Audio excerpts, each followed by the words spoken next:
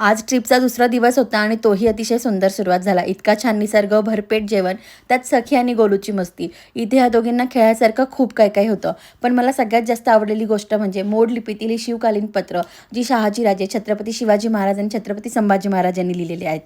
येता येता सखीसाठी किट घ्यायचं होतं, जे काही आम्हाला तिच्या मापाचं मिळालं नाही. घरी येऊन आराम करून, सखीला गोड तयार करून संध्याकाळी आम्ही सियाच्या घरी गेलो होतो. आता सियाच्या घरी कोणत्या कप्प्यात कोणती खेळणी आहे हे सखीला चांगलंच माहिती आहे, त्यामुळे ती स्वतःहूनच खेळत होती. त्यानंतर ती खेळून झाल्यानंतर दमल्यानंतर गाडीवर एक चक्कर मारून आल्या. मी मात्र मावशीला स्वयंपाकात मदत करत होती. सियाला बर्थडे गिफ्ट द्यायचं नाही म्हणून सखीची रडरड होती, पण रिटर्न गिफ्ट मिळताच ती शांत झाली आणि सोबत देवांनाही खेळायला घेतलं.